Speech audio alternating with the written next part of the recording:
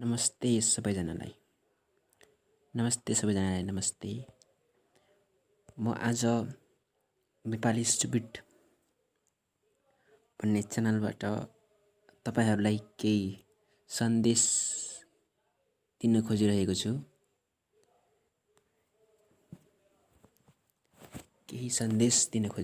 मतलब केही तथ्यहरू बताउन खोजिरहेको छु र कृपया यो भिडियोलाई अन्त्यसम्म हेरिदिनु होला र सहयोग गर्नुहोला। आज हामी नेपालमा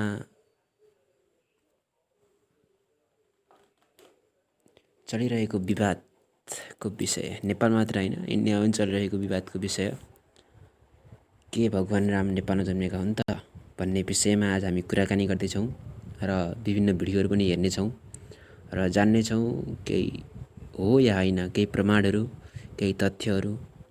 ओके गाइज, त अब हामी भिडियोहरू हेर्न सुरु गर्छौँ र सर्च गर्छौँ was Ram Nepali. Okay, search गर्छौँ र यहाँ विभिन्न भिडियोहरू आउँछन्। अहिले देख्नुभएको छ विभिन्न भिडियो आउँछन्। Reply to Nepali PM KP Oli over Shriram. त अब हामीले एउटा भिडियो हेर्छौँ र के भन्दा रहेछन् त्यो इन्डिया मिडियाले हेरौँ।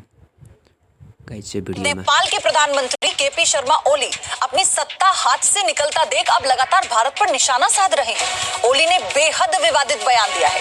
नेपाल के प्रधानमंत्री ने दावा किया है कि भारत ने सांस्कृतिक अतिक्रमण के लिए नकली अयोध्या का निर्माण किया है और असली अयोध्या नेपाल में है।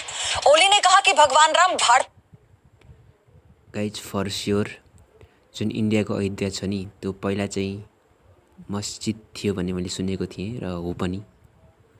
त्योभन्दा पहिला पनि मस्जिद थियो र हजारौँ वर्ष पहिला पनि मस्जिद नै थियो र त्योभन्दा पहिला पनि मस्जिद नै थियो। तर जब 1800मा अङ्ग्रेजले शासन गर्न इन्डियामा प्रवेश गरे तब तिनीहरूले 1810-20तिर बनाएको हो त्यहाँ राम मन्दिरहरू, राम महलहरू। किनभने त्यहाँ मस्जिदलाई हटाएर मन्दिर बनाइदिनको एउटा कारण थियो जुन चाहिँ मुस्लिम र हिन्दूलाई लडाउनु थियो। यो चाहिँ हाम्रो जुन छ नि केही विशेष ज्ञाताहरूले भन्नुभएको कुराहरू हो जुन म तपाईहरुसँग राख्दैछु र अब हेरौँ भिडियो के भन्छ अहिले। नहीं है। ओली ने ये भी कहा कि असली अयोध्या भारत में नहीं नेपाल के वीरगंज में है।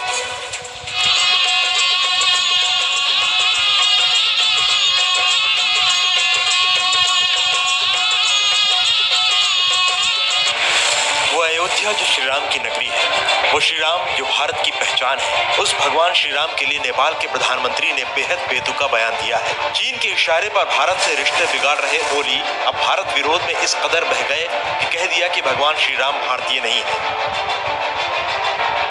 नेपाली कवि भानुभक्त आचार्य की 206वीं जयंती पर प्रधानमंत्री निवास में हुए कार्यक्रम में ओली ने कहा कि भारत ने नेपाल पर सांस्कृतिक रूप से अत्याचार किया है। ओली ने अपने इन ओछे दावों पर अजीबोगरीब दलील देते हुए कहा कि जब संचार का कोई तरीका ही नहीं था तो भगवान राम सीता से विवाह करने जनकपुर कैसे आए। यो पनि लोजिकल कुरा हो गाइस। लोजिक अनुसार त हो, सञ्चारको माध्यम थिएन, गाडी थिएन, बस थिएन, त्यति टाढा असम्भव नै थियो। त्यति टाढा त एउटा राज्य पहिला पहिला धेरै साना राज्यहरू हुन्थे, थाहा नै छ साना राज्यहरू हुन्थे, धेरै ठुला राज्यहरू हुन्थेनन्। र छिमेकी राज्य भए पनि सानो राज्य अब इन्डियामा उत्तर प्रदेशमा थियो। सानो राज्य छिमेकी राज्य पनि सानो सानै हुन्थे, नजिक हुन्थे, इन्डियामै पर्थ्यो। तर नेपालमा त जनकपुरमा त नि कसरी सम्भव भयो त यो पनि लोजिक हो, नयाँ लोजिक हो त गाइज। कसरी सम्भव भयो त होइन। अब साना राज्यहरू हुन्थे भनिसकेँ मैले। सुनौँ के भन्छन् अब इन्डियन मिडिया। नेपालले त ब्यान गरिसक्यो क्या होइन गाइज। हामीले सीता भारतलाई, भारतका राजकुमार रामलाई सीता दिए।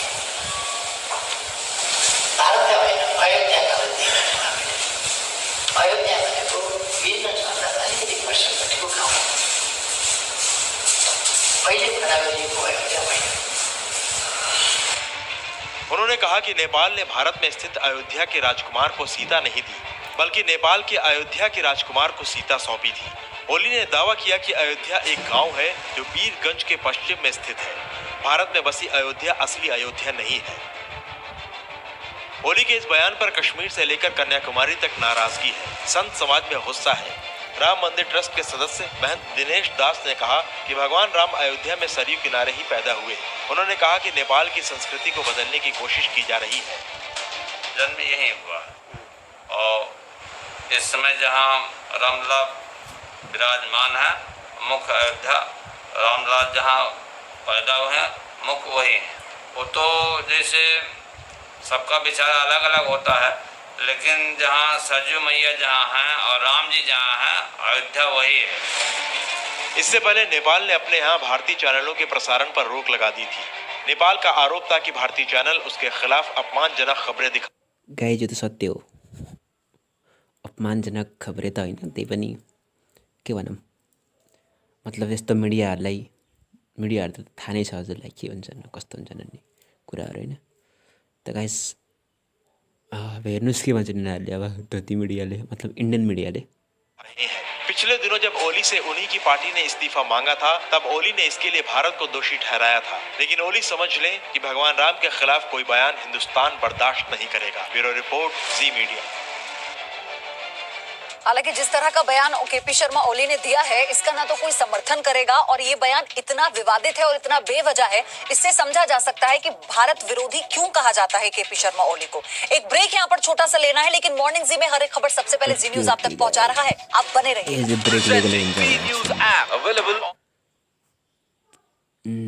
अब थाहा नै पाउनुभयो हजुरले इन्डियाले के सोचिरहेछ होइन।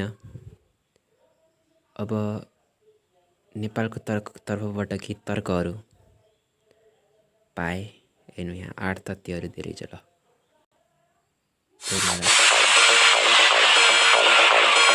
ल स्किप गरिदिउँ। स्वागत छ, म गीता कटुवाल। दर्शकबिन, भगवान राम नेपाली भएको 8वटा तथ्यहरू फेला परेका छन्। दर्शकबिन, ती 8वटा तथ्यहरू के हुन् त जान्नको लागि यो भिडियो अन्तिमसम्म हेरेर सक्दो शेयर गर्नुहोला। प्रधानमन्त्री केपी शर्मा ओलीले दिएको एक बयानले भारत अहिले तनावमा आएको छ। पछिल्लो समय नेपालको भारतसँगको बिग्रिएको सम्बन्धमा कारण पनि नेपाल र भारत चर्चामा रहेका छन्। नेपालका प्रधानमन्त्री केपी शर्मा ओलीले अयोध्याको बारेमा विवादास्पद बयान दिनु। ओलीले भन्नुभयो, अयोध्या नेपालमा छ, भारतले नक्कली अयोध्या बनाएर सांस्कृतिक अतिक्रमण गरेको छ। हुन सक्छ अब के भन्नु म, हुनसक्छ। अब truth needs to be revealed भन्ने हुन्छ नि, त्यो चाहिँ हुनुपर्छ। अनि ट्रुथ सुड गेट भिक्ट्री हुन्छ नि, सत्यको जित हुन्छ भन्ने छ नि, त्यो पनि हुनुपर्छ। जुन कुरा सत्य हो त्यही कुराले जित्छ, थाहा भएको कुरो हो गाइज। प्राचीन कालदेखि चलिएको कुरो हो, सत्यको जित हुन्छ। अब हेरौँ गाइजहरू भिडियो। प्रधानमन्त्री ओलीले भानुभक्त आचार्यको जयन्तीमा आयोजना गरेको कार्यक्रममा उक्त बयान दिनुभएको हो। उहाँले नेपाललाई सांस्कृतिक रूपमा यातना दिएको पनि आरोप लगाउनु भएको छ। उहाँले नेपालसँग सम्बन्धित ऐतिहासिक तथ्यहरूमाथि तोडमोड गरिएको बताउनु भएको छ। ओलीले भन्नुभयो, हामी अझै पनि विश्वास गर्छौं कि हामीले सीतालाई भारतीय राजकुमार रामलाई दियौं, तर हामीले भारतको अयोध्या राजकुमारसँग विवाह गरेनौं, नेपालको अयोध्याका राजकुमारसँग विवाह गरेका थियौं। प्रधानमन्त्री ओलीले आफ्नो दाबी तर्क गर्दै भन्नुभयो, यदि भारतको अयोध्या वास्तविक थियो भने त्यस ठाउँका राजकुमार यति टाढा जनकपुरमा किन आउँथे। यो विषयमा एक नयाँ तथ्य पनि अहिले सामाजिक सञ्जालमा असाध्यै भाइरल भएको छ। सीता जनकपुरकी छोरी भएकी र राम इन्डियाको लखनऊ नजिकै रहेको अयोध्याका बासिन्दा हुन् भन्ने भ्रम भएकाले हामी रामलाई ज्वाइँ ठान्दै आएको अवस्था छ। तर यो कुरामा सत्य होइन भन्नेतर्फ विभिन्न तर्क र प्रमाणले संकेत गर्दछ। झण्डै 500 किलोमिटर टाढा रहेको अयोध्याबाट रथमा चढेर जनकपुर आउनु पत्या लाग्दो र सम्भव कुरा होइन। दोस्रोमा रहेको छ, श्रीलङ्काबाट रामहरू फर्किसकेपछि धोबीको भनाइलाई लिएर सीतालाई वनवास पठाउँदा लक्ष्मणले सीतालाई वाल्मीकि आश्रम नजिकै छोडेर उसै दिन फर्केको प्रसङ्ग रामायणमा छ। इन्डियाको अयोध्याबाट वाल्मीकि आश्रम पुग्न कुबेला 250 किलोमिटर भन्दा लामो बाटो पार गर्नु पर्थ्यो भनेपछि जाउ आउ गरेर 500 किलोमिटर बाटो रथको सहायताले एकै दिनमा पुरा गर्नु सम्भव कुरा होइन। तेर्सोमा रहेको छ इन्डियाका लोजिक गाइज, लोजिक ल्याउनु पर्ने कुरा हो र रामायण भनेको कुरालाई एउटा लोजिक लाएर मिलाउनु पर्छ। उपन्यासकार स्वर्गीय कमलेश्वरले सन् 2000 मा प्रकाशित गरेको उपन्यास कितने पाकिस्तानमा पनि सो अयोध्या रामको जन्मभूमि नभएको पुष्टि गरेको छ, जसलाई नामवर सिंह, अमृता प्रीतम, हिमांशु जोशी र विष्णु प्रभाकर जस्ता लेखक साहित्यकारले प्रशंसा गरेका थिए र इन्डियाका सबैजसो पत्र पत्रिकामा त्यसको समीक्षा छापिएको थियो। चौथोमा रहेको छ जसरी अहिले केही इन्डियनहरूले इन्डियामा रातारात नक्कली लुम्बिनी बनाएर बुद्ध इन्डियामा जन्मेका हुन् भन्ने कुरा सिद्ध गर्ने प्रपञ्च रचेका छन्, त्यसरी नै शतकौं अघि रामायणमा वर्णित अयोध्यालाई उत्तर प्रदेशमा देखाएर त्यसको श्रेयसँगै त्यहाँ भएको बाबरी मस्जिदमाथि हिन्दूहरूले हमला गरून् र अयोध्यालाई हिन्दूहरूको धार्मिक केन्द्र बनाउन सफलता मिलोस् भन्ने अभिष्ट लुकेको हुन सक्छ। रामायणमा वर्णित सरयू नदी, माडी या नारायणी र राप्ती मध्ये कुनै एक हुनुपर्छ। यी तथ्यहरूले रामको जन्मभूमि नेपालमा नै भएको सिद्ध गर्ने हुँदा भगवान राम हाम्रा ज्वाइँ नभएर हाम्रै देशका सन्तान हुन् र छोरा हुन् भन्ने कुरालाई सगर्व हृदय गमन गर्नुपर्छ। ओके मानम, प्रुफहरूले त भन्छन्, प्रुफहरूले इसारा पनि गर्छन् कि राम भगवान नेपालमा जन्मिएको। अब हेरौँ के हुन्छ। अब अन्तर्राष्ट्रिय कुरा हो, त्यत्तिकै मेलमिलाप हुनुपर्छ, एग्रिमेन्ट्सहरू हुनुपर्छ होइन, अनबाट थाहा हुन्छ। अब मतलब खोजहरू हुनुपर्छ, आर्कियोलोजी डिपार्टमेन्टहरू इस्टाब्लिस हुनुपर्छ होइन। अब नेतृत्व हुनुपर्छ दुवै देशको 5-6 जति आर्कियोलोजी एक्सपर्टहरूले गएर दुवै ठाउँमा गएर खोजबिन गर्नुपर्छ। जुन ठाउँमा धेरै प्रमाणहरू भेटिन्छ त्यही ठाउँलाई अब अयोध्या, रियल अयोध्या भन्ने कुरा प्रमाणित हुन यस्तो गर्नुपर्छ जस्तो लाग्छ मलाई गाइस। ल अब यो हेरौँ त। पाँचौंमा रहेको छ नेपालको चितवन जिल्लामा रहेको माडी, जो प्राचीन समयदेखि नै अयोध्यापुरीका नामले पनि चिनिन्थ्यो। त्यो नै वास्तविक राम जन्मभूमि अयोध्या हुनुपर्छ। केही समय पहिलेसम्म त्यहाँ स्थित एउटा गाविसको नाउँ अयोध्यापुरी रहेको थियो। अहिले माडी नगरपालिका भएपछि वडा नम्बर 7 र 8 मा परेको छ। सो ठाउँबाट जनकपुर करिब 180 किलोमिटर पूर्वमा पर्छ भने वाल्मीकि आश्रम झण्डै 70 किलोमिटर पश्चिममा पर्छ। त्यहाँबाट रथमा चढेर एकै दिनमा वाल्मीकि आश्रम पुगेर फर्कन सकिन्छ। छैटौंमा रहेको छ उता वाल्मीकि आश्रम अहिले पनि नेपालमै पर्छ। यो सबैले मानिआएको विषय हो। चितवनमा राष्ट्रिय निकुञ्ज तथा पर्सा वन्यजन्तु आरक्षको दक्षिणी सिमानामा अवस्थित यस आश्रममा नेपालकै भूमि भएर पुग्न सहज छैन। अहिले पनि त्रिवेणीबाट नारायणी पार गरेर इन्डियाको टङ्की बजार पुगी इन्डियाकै वाल्मीकि बाघ संरक्षण क्षेत्र हुँदै सुन नदी र पतन नदी तरेर पुग्नुपर्ने अवस्था छ। यसमा नेपाल सरकारको खासै ध्यान पुगेको छैन। सातौंमा रहेको छ रामायणको अन्तिमतिर वाल्मीकि सीता र लवकुशलाई लिएर पैदल यात्रा गरी रामलाई भेट्न गएको वर्णन छ। वाल्मीकिले सीताको पवित्रताका बारेमा रामलाई अवगत गराएर सीता तथा लवकुश तिनै जनालाई रामको जिम्मा लगाउने योजना थियो। उनीहरूको भेट भएको ठाउँ अहिलेको देवघाट हो। त्यो बेला रामले सीतालाई स्वीकार गर्दा जनतामा गलत सन्देश जाने सोचेकाले जनतासँग वाल्मीकिको आग्रह सिरोपर गर्न सकेनन्। यसबाट दुखी भएकी सीताले धरती मातालाई पुकारिन्। धरती फाटिन् र सीता धरतीमा समाहित भइन्। त्यो ठाउँको दर्शन गर्न अहिले पनि देवघाटमा तीर्थालुहरूको भिड लाग्छ।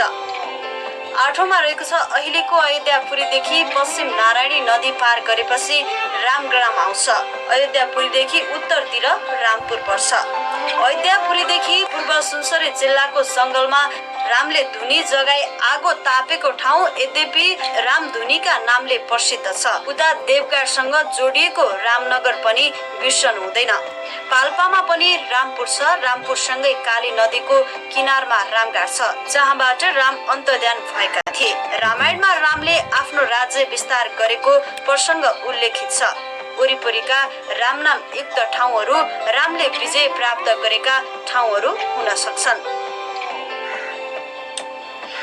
यी 8वटा सत्य कुराको थप अनुसन्धान गरी यसको प्रचार प्रसार गरेर बुद्धको मात्र होइन रामको जन्मभूमि पनि नेपाल नै भएको कुरा विश्व सामु राख्नुपर्छ अनि इन्डियासँग हाम्रो झुकेको नातालाई समाप्त गरिनुपर्छ।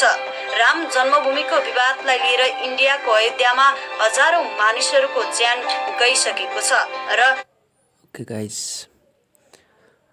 भन्यो 8वटा प्रुफहरू हजुरलाई दिएको छ कि राम नेपालमै जन्मिन सक्नु, राम भगवानको जन्म नेपालमै हुनसक्छ भन्ने प्रुफहरू यो हो। र तपाईँहरूले सोच्न सक्नुहुन्छ, डिसाइड गर्न सक्नुहुन्छ, आकलन गर्न सक्नुहुन्छ कि यो तथ्यहरू पर्याप्त होलान् भन्ने कुरामा। र गाइज आजको भिडियो भनेको यति नै। हामीले 2टा भिडियोहरू हेऱ्यौँ, एउटा इन्डियाको तर्फबाट र एउटा नेपालको तर्फबाट। 2टै भिडियो। अब इन्डियाको न्युज त हजुरलाई थाहा नै छ, न्युज मिडियाहरू। नेपालले 8वटा प्रुफहरू दिएको छ, नेपालमै जन्मिनको राम भगवान नेपालमै जन्मिनको 8वटा प्रुफ दिनुभएको छ नेपाली मिडियाले, च्यानल जनबोलीबाट। ल ओके गाइज, त आजको भिडियो यहीँ समाप्त हुन्छ। र भिडियो मन परे सेयर, लाइक र सब्सक्राइब गर्न नभुल्नु होला नेपाली स्टुपिड च्यानललाई।